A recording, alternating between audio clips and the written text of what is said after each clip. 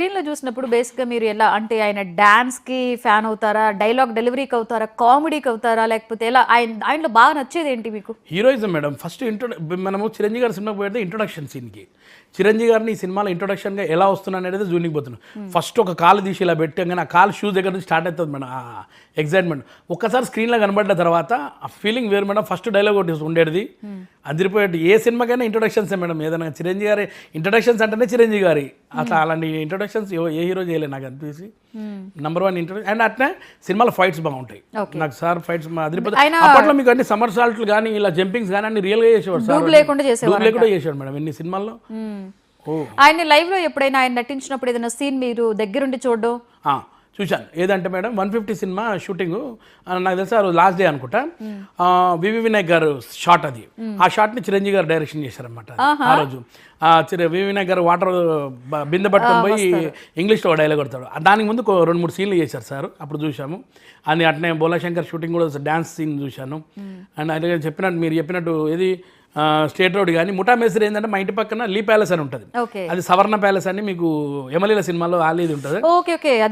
అదే ప్యాలెస్ లో చాలా సినిమా షూటింగ్. అది అక్కడ మీకు ముఠా మేస్త్రి సినిమా అప్పుడు ప్రమాణ స్వీకారం సీన్ అప్పుడు లైవ్ లో చూశాను షూటింగ్. అప్పుడు అభిమానిగా గోడ మీద కూర్చొని చూశాను సార్ని. అండ్ అట్నే గరణమ్మగుడు కూడా అదే లీ ప్యాలెస్లో నగ్మా అండ్ రాఘోపాలరావు గారు అండ్ బ్రహ్మానందం గారు సీన్ అంతా అక్కడే షూటింగ్లో చూశాను మేడం నేను. సో అంటే ఆయన ఏదైతే ఇండస్ట్రీలోకి రాకముందు నుంచే ఆయన చాలా సార్లు మీరు చూడడం జరిగింది. Yes madam. షూటింగ్లనే చూడడం జరిగింది. మాకు ఏదంటే లక్కీ ఏంటంటే మా ఇంటి పక్కన లీ ప్యాలెస్ ఉంటుంది. అందులో రెగ్యులర్గా షూటింగ్ జరిగేటి. చాలా మంది జరిగేటి పోకపోతుండే ఎందుకులే అని చెప్పి. చిరంజీవి గారి షూటింగ్ అంటే ఆ రోజు ఏ పని ఉన్నా కానీ అన్నీ వదిలేసి ఆ గోడ మీద కూర్చోవడమా లోపల పోవడమా ఏదో చేసిపోయి మ్యాజిక్ చేసిపోయి కూర్చుంటుండే. మీరు బేసిక్గా మెగా ఫ్యామిలీకి చాలా దగ్గరగా ఉంటారు. అంటే వాళ్ళతో ఉండే బాండింగ్ మీకు ఒక ప్రత్యేకతనే చెప్పుకోవాలి. అంత దగ్గరగా వాళ్ళని చూస్తారు, లేకపోతే వాళ్ళు చేసే కార్యక్రమాలన్నింటిని కూడా చూస్తుంటారు. మెయిన్గా బాస్లో నచ్చేటువంటి అంశం అంటే మీ టక్కున ఏం చెప్తారు? మేడం ఆయన హెల్ప్ చేస్తాడు, అది ఎవరికి తెలియదు చాలా మందికి. ఆయన ఇంకోటి ఏంటంటే అందరినీ క్షమించే గుణం నాకు తెలిసి. సార్ క్షమించినట్టు ఎవరు క్షమించరు. ఎంతోమంది ఎన్నో మాటలన్నా కానీ కూడా పట్టించుకోరు. తర్వాత వెంటనే కలిసిపోతాడు మేడం వాళ్ళతోటి. వాళ్ళు ఎంత పెద్ద సార్ గురించి ఎవరైనా తప్పుగా మాట్లాడినా వాళ్ళ దుష్మనైనా పర్లే కానీ సార్ వాళ్ళని మళ్ళీ దగ్గర తీసుకుంటారు, అక్కడనే తీసుకుంటారు. వాళ్ళని తీసుకొని ఆ క్షమించే గుణం నంబర్ 1 ఉంది మేడం. అండ్ హెల్పింగ్ చేసేటి చాలామంది తెలియదు, చాలామంది చెప్పుకుంటారు. కానీ మీకు మా కరోనా టైంలో చూసాం మేడం నేను యాక్చువల్గా సార్. అవే కాకుండా ఫస్ట్ దాంట్లో ఫస్ట్ అప్పుడు చాలా మంది ఫుడ్ లేకుండే. అప్పుడు సిసిసి అని ఒకటి చేసి సారే మెయిన్ దానికి యాక్చువల్గా. చాలా మందికి కొంతమంది తెలుసు, కొంతమంది తెలియదు. అప్పుడు మా ఇంటికి కూడా రేషన్ వచ్చింది. మా ఇంటికి వచ్చి డెలివరీ చేసిపోయారు చిరంజీవి గారి బ్యాగు. అలాంటివి చాలా ఉన్నాయి మేడం సార్ చేసినాయి. ఎంతోమందికి డబ్బులు కానీ సహాయాలు చాలా చేశారు. కానీ చెప్పాడు సారు. అండ్ క్షమించే గుణం ఇవన్నీ చాలా బాగుంటాయి క్వాలిటీస్ మేడం. ఆయన్ని బోలాశంకర్ అంటారు.